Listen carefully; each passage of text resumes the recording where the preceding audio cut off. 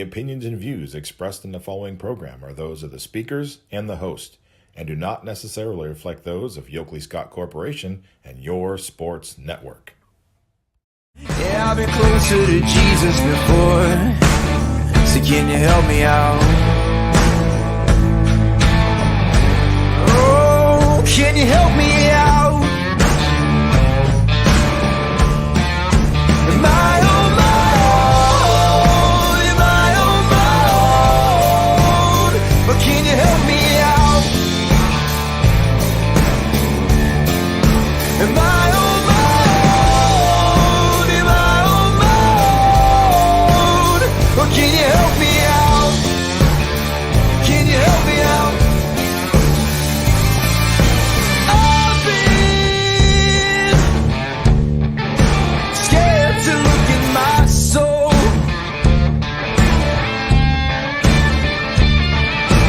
I've been afraid I would follow the road. Yeah, afraid of the things I've been told. And welcome in, everybody, to a wonderful Thursday episode of Running Point, and it is the first day of August. Welcome into a new month. Anthony Hartwig here with you, like always, bringing in Running Point for you, brought to you by Greenwood Chevrolet in Austin. I'm going to go ahead and put them in the top right-hand corner so you know where to go if you're in the market for a new or used vehicle. Greenwood Chevrolet will go the extra mile for you. We try to do the same here on this show every single day, and we strive to follow our sponsors' lead, and we thank Greenwood Chevrolet for their sponsorship every day very heartily. We couldn't do the things that we do on YSN without our wonderful sponsors like Greenwood, whether it be their player profiles, coaches' corners, live games, shows like Power Hour and Running Point. Power Hour coming back on Monday, by the way, from 3 to 4 with DJ Oakley, so make sure to stay tuned for that. Couldn't do all the wonderful things that we do without the wonderful sponsors we have, Greenwood Chevrolet being one of them, and that we thank every day. We have a great show for you today. We're going to recap the softball action from yesterday, Junior League softball. We have our Steel Valley All-Stars team finishing out pool play and getting ready for the bracket play coming up. They had a great finish to pool play. They went 2-0 yesterday in a doubleheader thanks to the weather that hit on Monday. They had to play 2 games in one day, but did not get fazed by it one bit.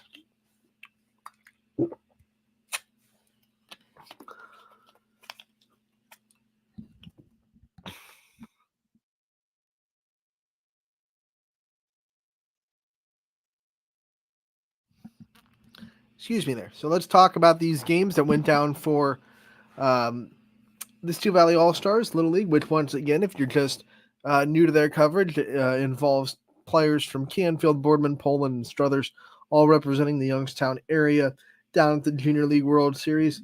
They got 2 wins in pool play yesterday. They're 3-1 at the end of pool play.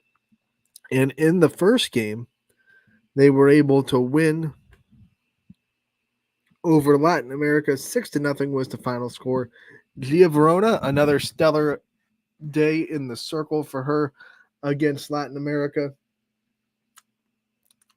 She threw 7 shutout innings, giving up just 1 hit again, striking out 12.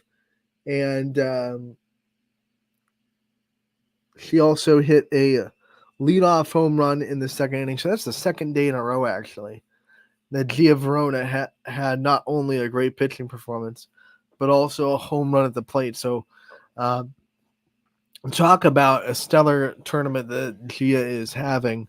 That is a name that you're going to hear for a long time, I think. I think you're going to keep hearing it consistently as the years goes on. Gia Verona has just been total lockdown in this tournament.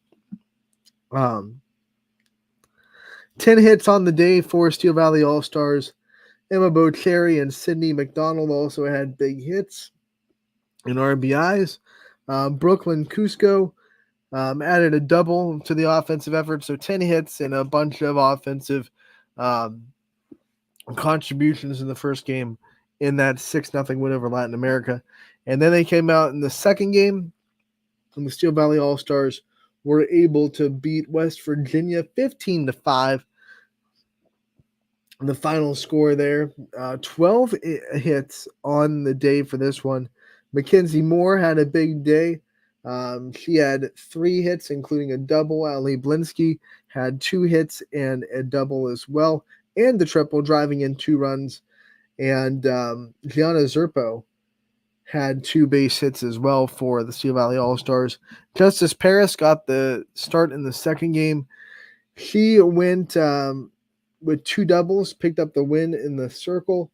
Paris went 6 innings with 5 hits and struck out 11. So you look at the combined strikeouts from Verona and Paris. That is in 2 games, 23 combined strikeouts by the Steel Valley All-Stars pitching staff.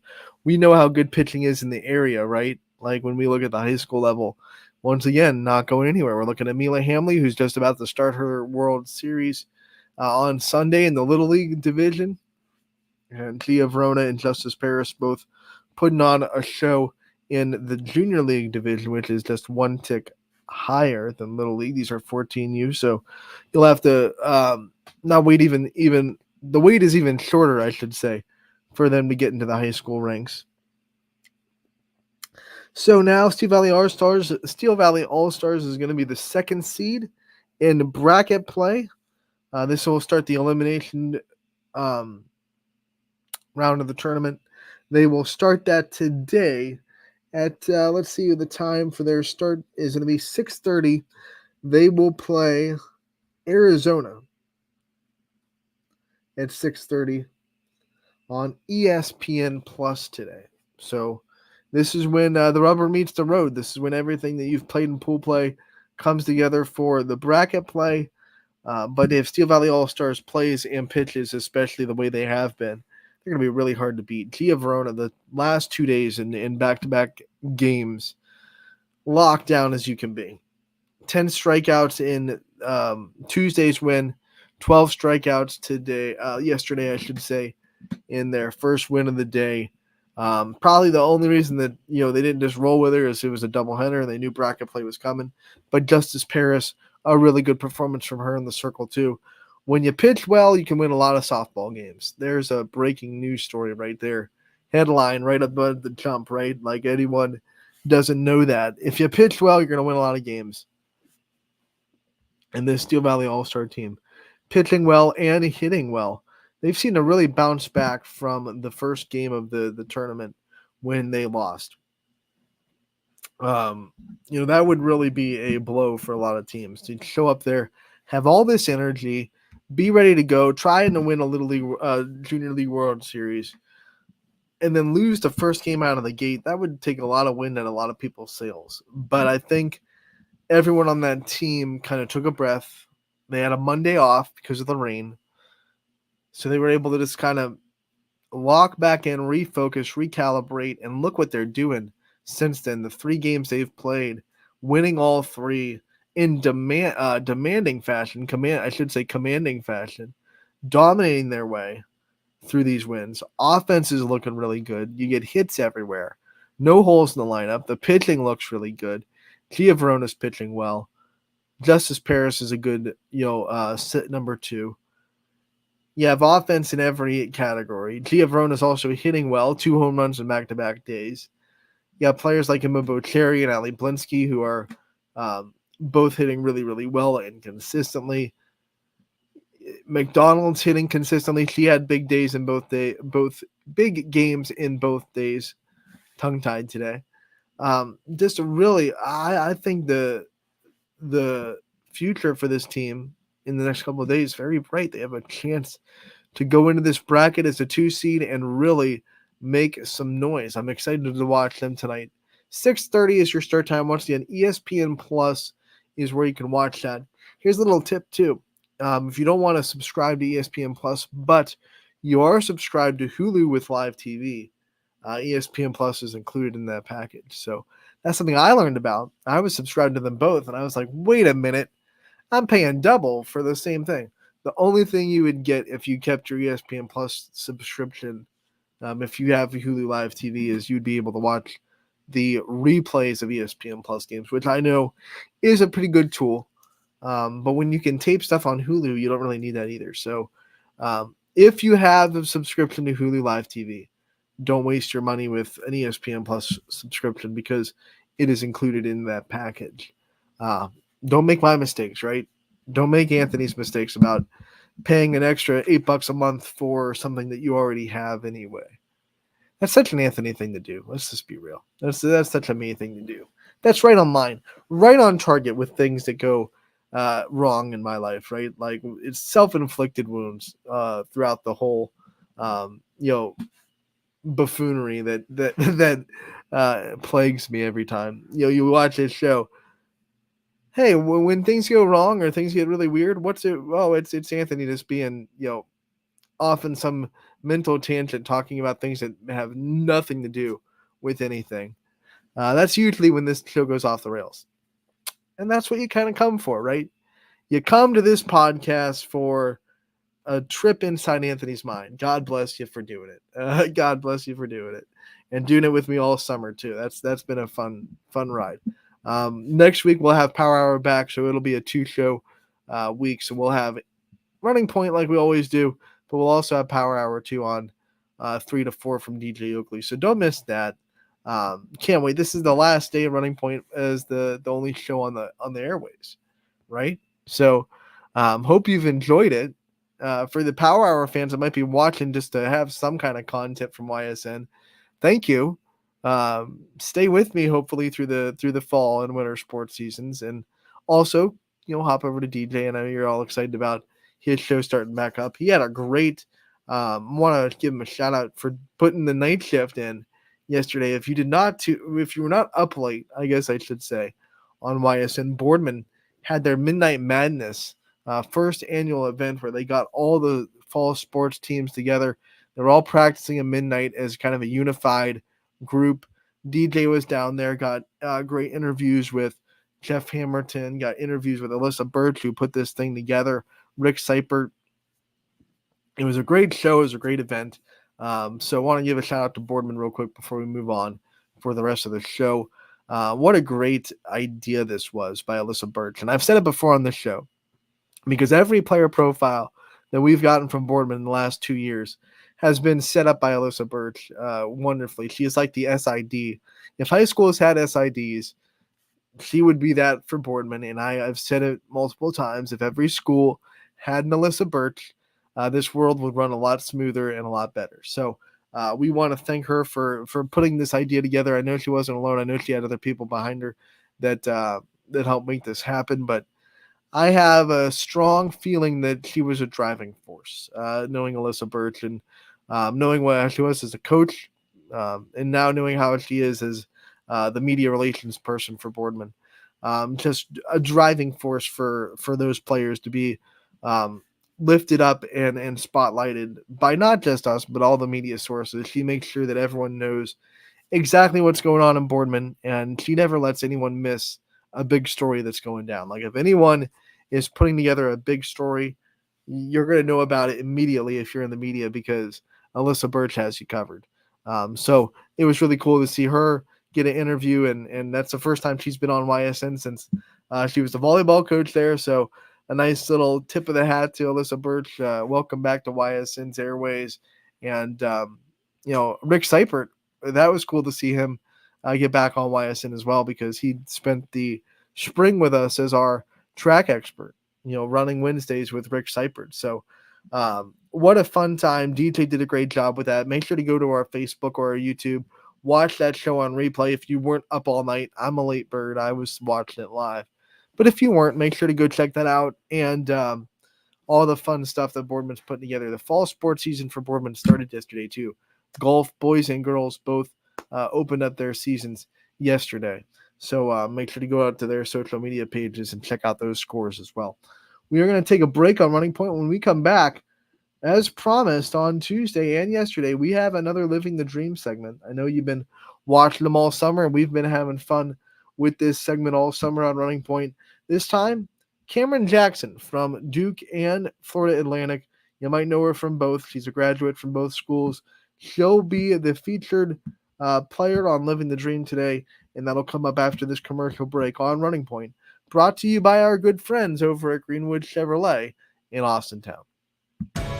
21 News delivers the news as it happens, using the latest technology from where it happens. Live here outside the Mahoney County. On air, online, Wednesday afternoon weather update. Very dangerous. and on the 21 News social media platforms.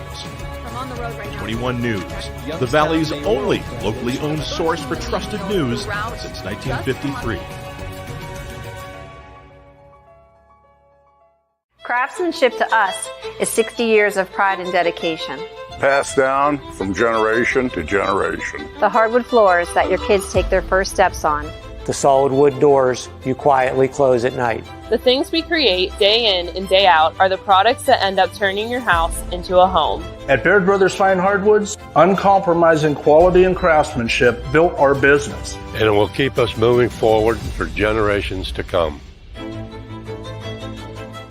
Going the extra mile at Greenwood Chevrolet means we want to take care of the community that takes care of us too. And we have to work together always. And that's how you stay in business for 40 years. You know, I love being a helper because when I help somebody, it makes me feel good. It means a lot that I can make a difference in others' lives. So I will do everything I can and just being there for them every step of the way. I want them to know within the first 5 minutes that they could depend on me. That's what going the extra mile means, only at Greenwood Chevrolet. Before the lights come on, before the workday begins, before a long day is ended, or it's time to have fun. It all starts with the people at Joe Dickey Electric. From replacing a light fixture in your home to building a substation for your business, no job is too big or too small. The people of Joe Dickey Electric power them all. Joe Dickey Electric, over 60 years of powering the Mahoning Valley.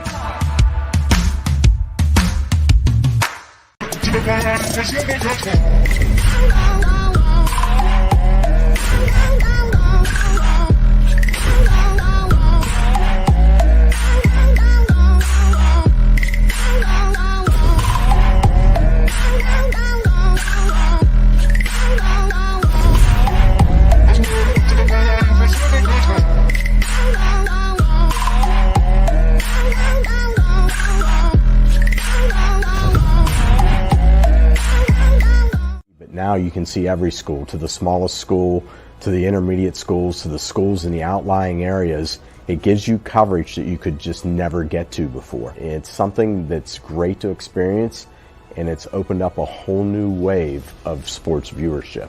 The possibilities are endless here at YSN.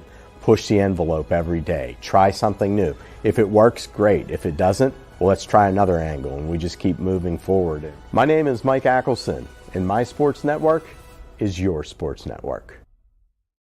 What can you do on over 5,000 acres? At Mill Creek Metro Parks, you can discover unique habitats and wildlife, create memorable family moments, experience history, heritage, and park programs, explore scenic landscapes, take time to relax and be well, connect with nature and each other. Come see what's new at Mill Creek Metro Parks. Plan your trip now at millcreekmetroparks.org. Going the extra mile at Greenwood Chevrolet means taking care of our local customers. And it's just a great feeling to put them in a vehicle and get them all excited about a new vehicle. At the end of the day, our goal is to be someone our customers can count on. And every day I'll go the extra mile for the community so they can trust us. To do anything that would convenience the customer or make them feel more at home. Realizing, number one, that we're here for them and that we're not going to go away. That's what going the extra mile means, only at Greenwood Chevrolet. And welcome back to Running Point on ysnlive.com, brought to you by those people you just heard from, Greenwood Chevrolet. You just heard what it means to them to go the extra mile for you. What it means to us to follow their lead and go the extra mile for you is to continue putting stories up about wonderful athletes in and outside of our community that help us grow as players and as people.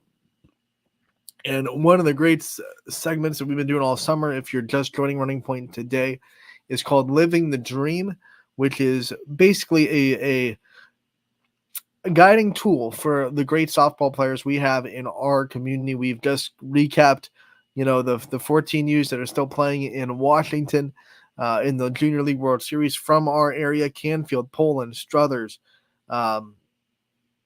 Boardman, Those girls are down there giving it their all in the Junior League World Series. We have Austintown 12U girls giving it their all in the Little League World Series coming up on Sunday. We've had high school state champions in this area the last 2 years.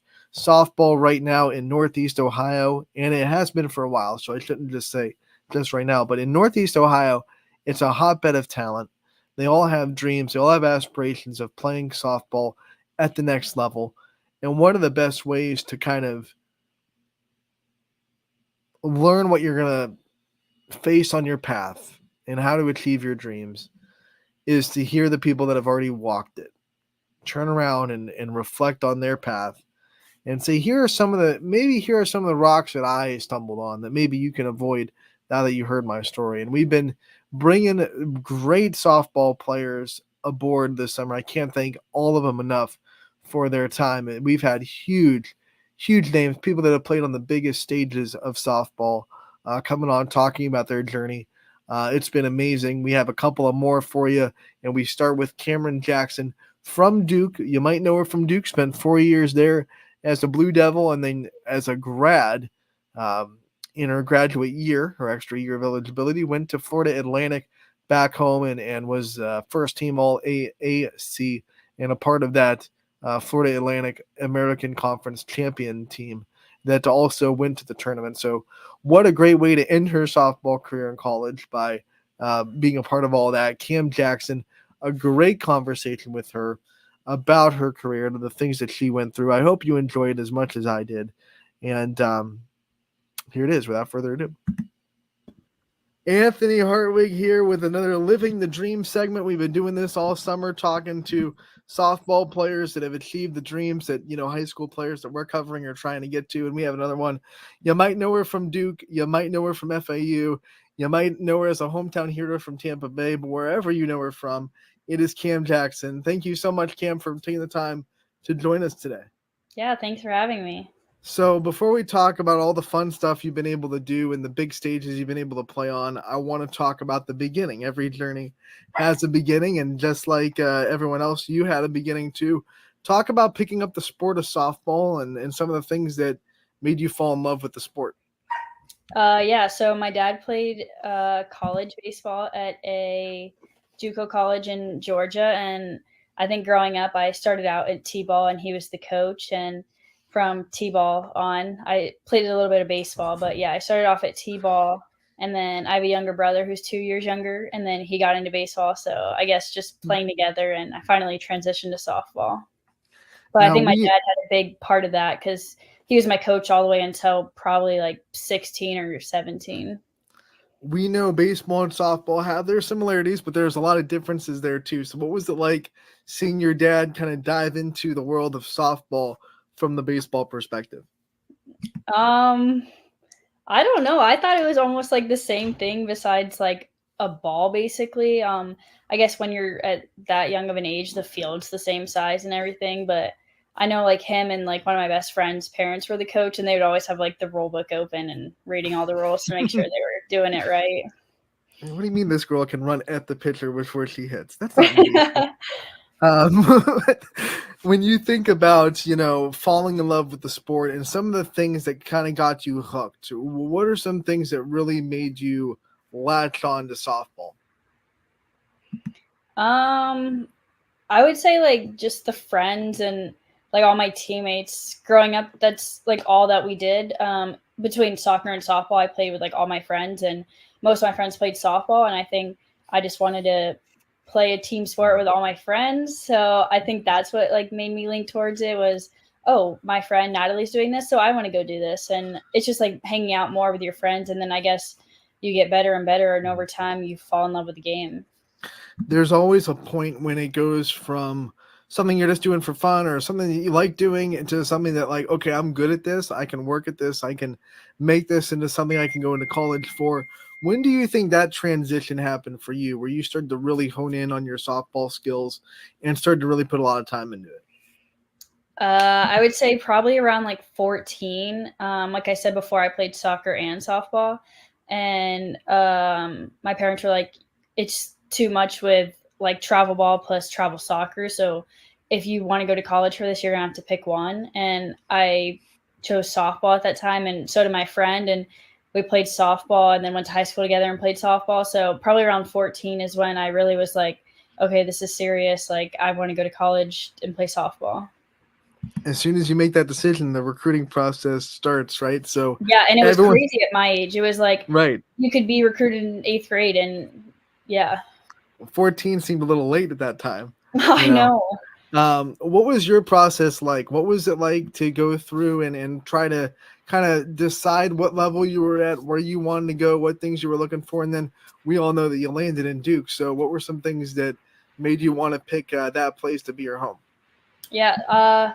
So for me, I think it was a little scary because I played like an age or like 2 ages up. So I was 16 playing 18U, or like when I was 14 playing 16U, and all my friends were committed. And one of my best friends at the time was going to Florida State, and I still wasn't committed. And then that summer I tore my ACL. So then it was just really scary. Like, oh, I don't know if I'm going to go to college. I don't know if I'm going to do this for real. But yeah, I did rehab. I played with another girl, Christina Foreman, who played at Duke and then played at Arkansas for her grad year. And we were on the same travel ball team. And I believe Coach Young at that time was at a tournament looking at her and wanting to recruit her. And I happened to be playing at the same time.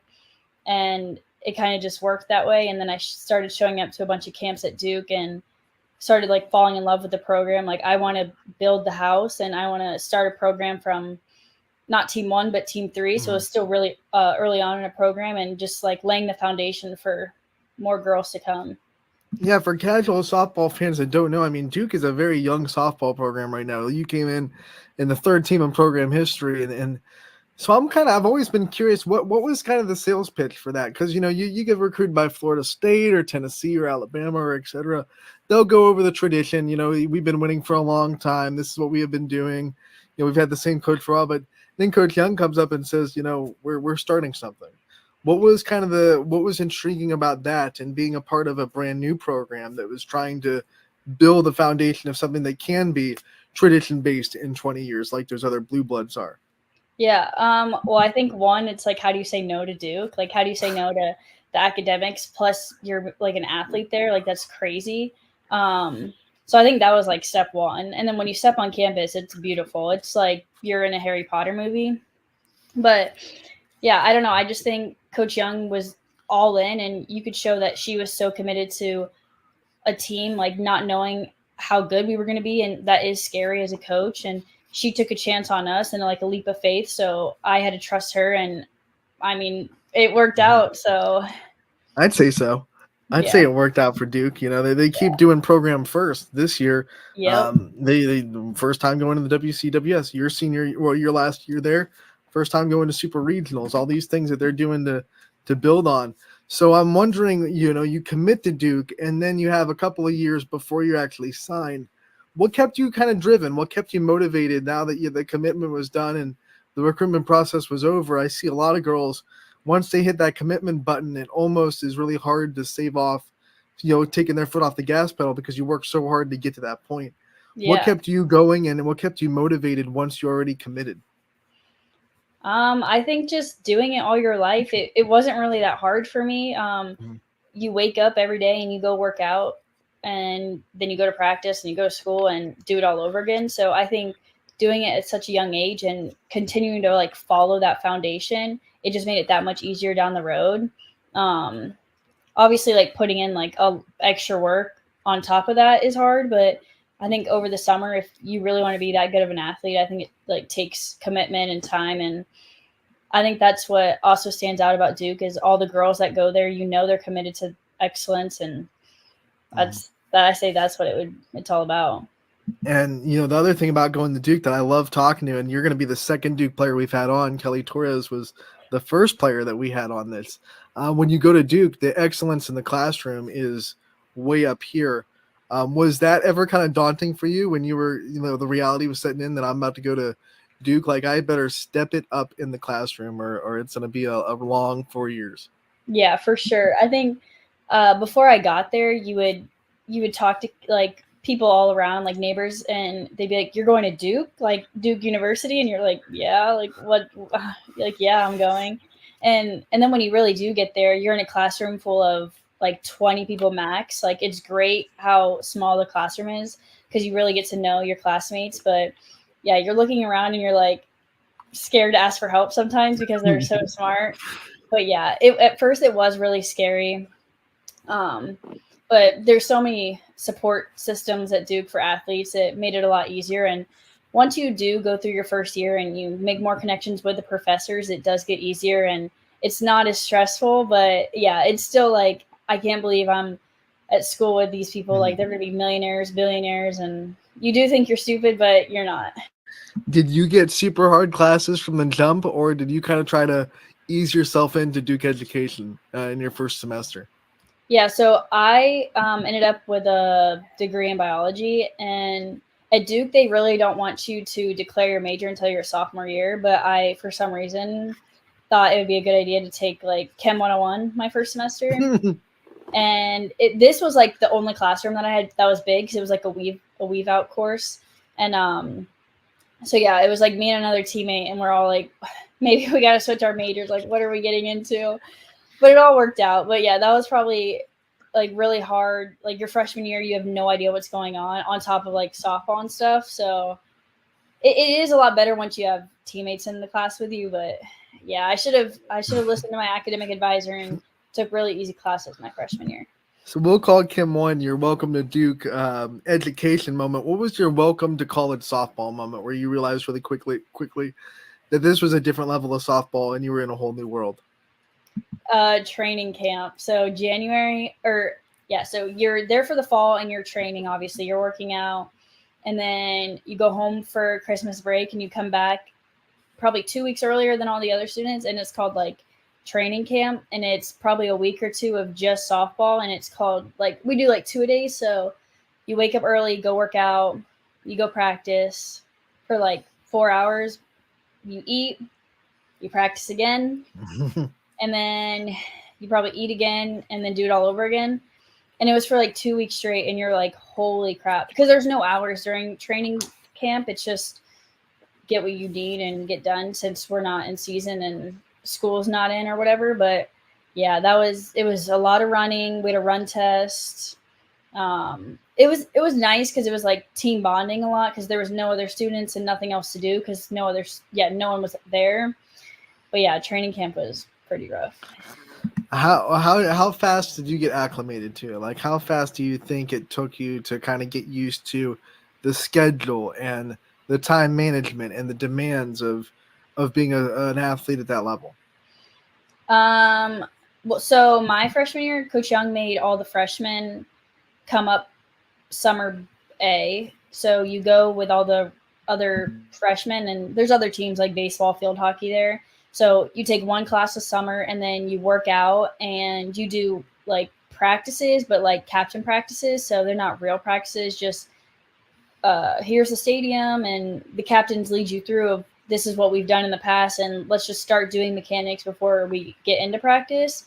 So I think that was really helpful, because although it was only one class, you're still waking up early to lift and going to a class and eating and then going to practice. So it was a lot less stressful and really chill, but you're still like starting to get on a routine, which was really nice.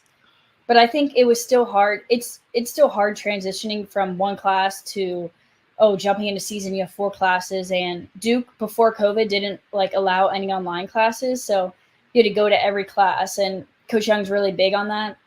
She put school before softball. So if you have practice if you have class like during practice time, you better be in class. And as soon as it's done, you got to rush over to practice, get dressed, and get ready. What was your mental approach to going into your first year of a softball player at that level too? Because we all know the game is a big jump from high school to college, especially at that level.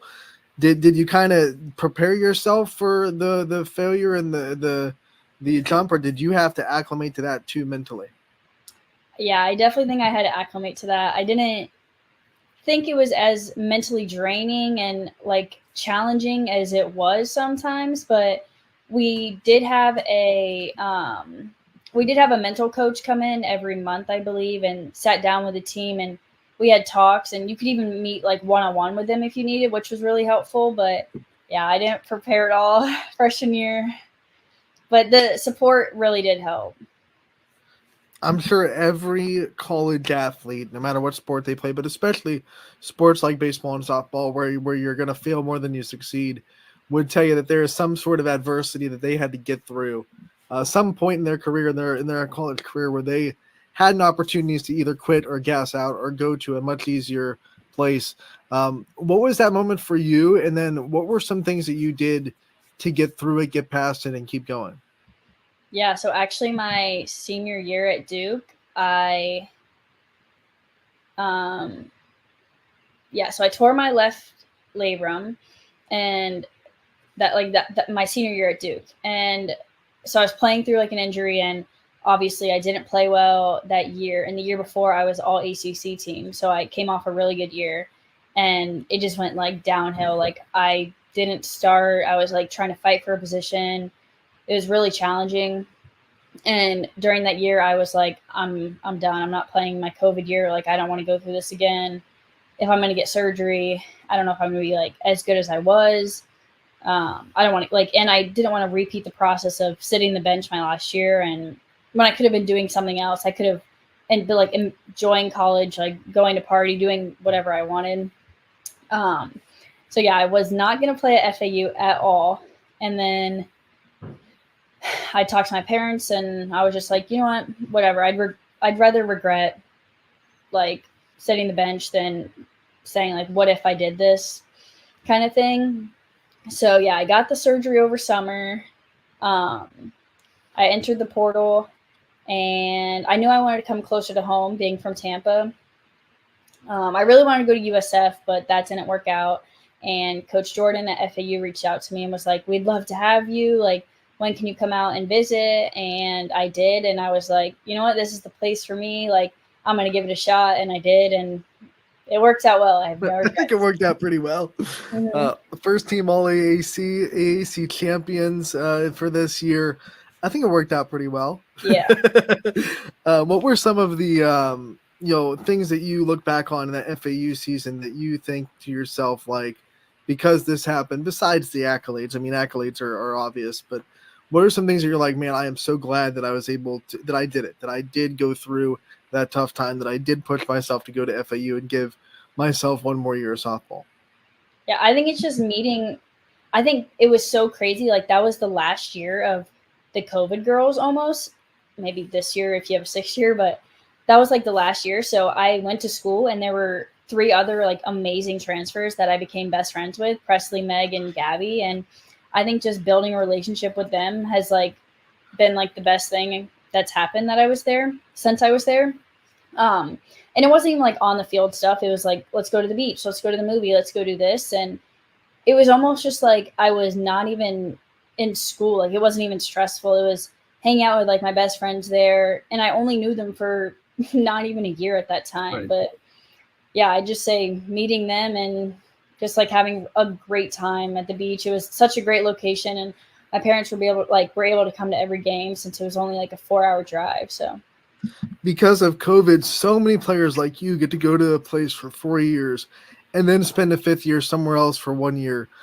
What's the mindset when going in, I'm only going to be here for 1 season? And like, do you try to still, leave a legacy at that place and say, hey, I have 1 year to kind of help this program the best way I can? How do you handle knowing beforehand that you got 1 year here?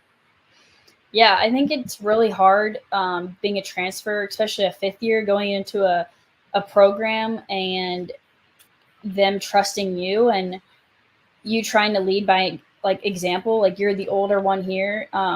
It's like challenging and also like scary, because you don't want to come off as like, oh, that teammate's so rude, and I don't want to cuss here, but she's being a B word, and like, you don't want to come off like that, because you're there for 1 year. You're just trying to make the team better and the program better. But I think you just have to help guide, and it is very challenging, especially coming from Duke, where one of our like core values was hold each other accountable. And if we held someone accountable, we wouldn't take it personal. But going to a new school and doing that, I think that was the most difficult part, where I found it challenging for myself to speak up and just like hold people around me accountable because of like what I said earlier, it was just, you don't want to come off as that kind of teammate, you know?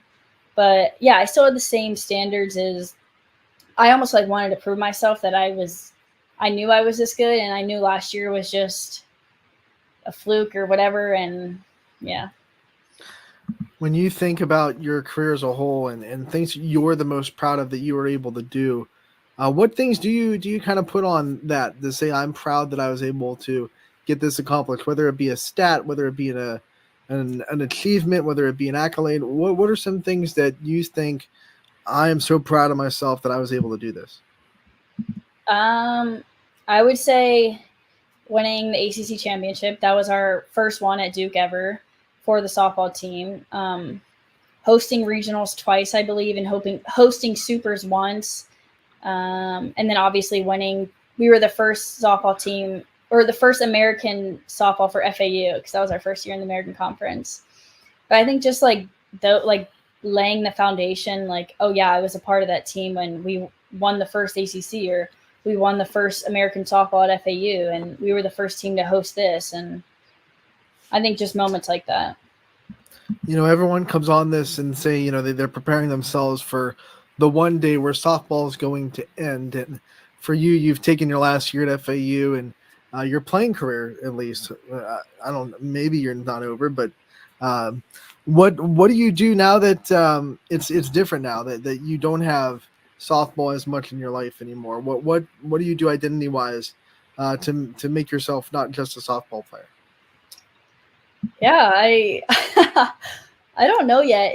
I don't think it's like hitting me yet, or maybe it has, and I'm just not that sad about it. I don't know. It is weird because it still feels like summer, where maybe I could go back to school in a month or so and start softball like all over again. But I don't know. I'm currently applying to PA school right now, so that's keeping me really busy. And I've been going to the beach a lot, so I think just keeping myself busy has got my mind away from softball and that identity piece.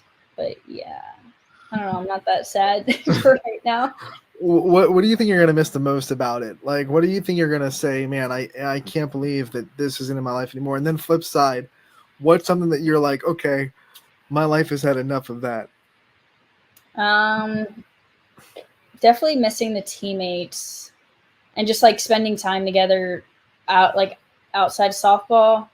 I'm actually going on a trip with Kelly and Carol and Christina soon. So like we'll see each other like a lot, but it is a lot different than like going to each other's apartment every night and just hanging out. I think those will be like the moments I'll miss the most. And then moments I will not miss is having to wake up really early for lift and being told we have to be here, and here at this time, and delayed flights. Like traveling is the worst with big groups, and running through the airport with our suitcases and stuff. I will not miss that at all. Yeah, you have to be so bummed that you're missing the ACC when they have to go to California now and yeah, oh my god, play Stanford and Cal, and you know, so bummed, right? One of the things that we like to do at the end of this is go full circle, give one last nugget of advice, and I like to ask the athletes, what is something that now you know after your college career that you wish you knew before you stepped on campus? So what's something that you think, man, if I knew that as a freshman when I stepped on, maybe my career or my experience would have been even better?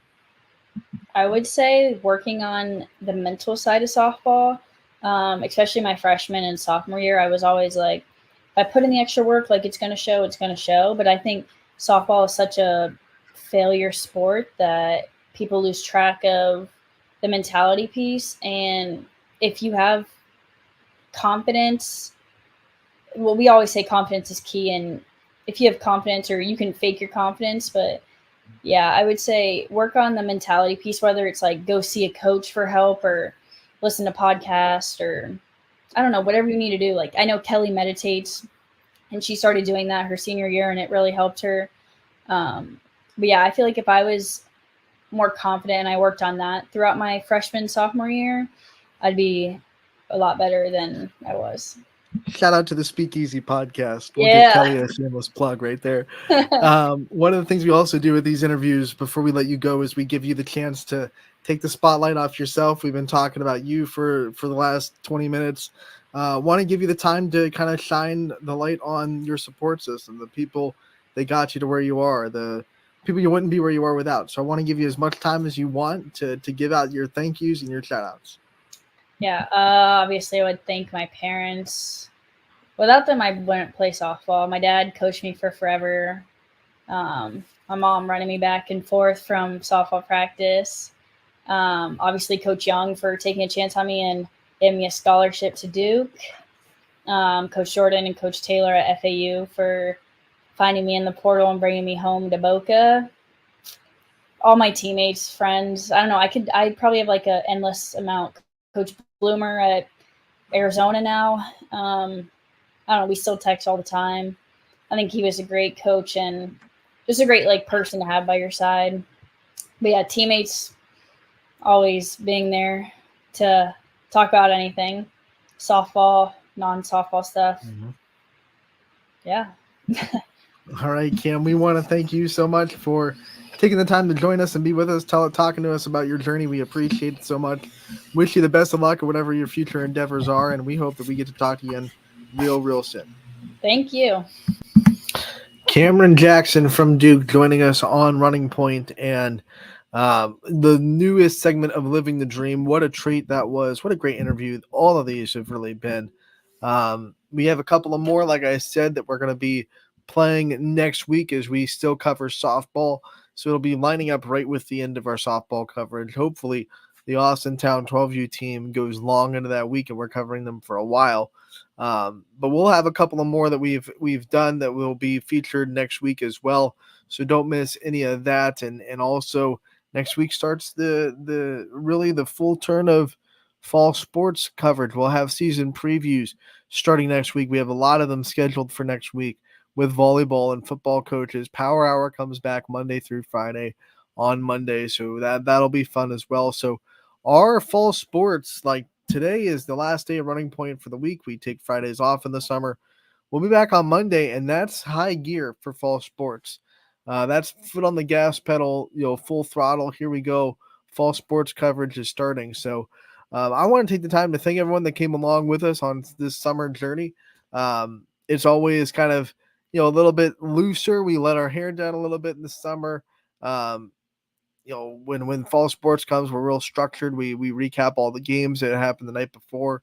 But we were able to talk a lot this summer on Running Point, and we had great viewership. I want to thank everyone for tuning in and joining me in your lunch break on Running Point. And we'll be back on Monday. Fall sports coverage, like I said, full gear, full steam ahead. Here we go. Can't wait for it. Enjoy your weekend, everybody. We'll be back on Monday on Running Point from 1 to 2. Until then, I'm Anthony Hartwig. Running Point always brought to you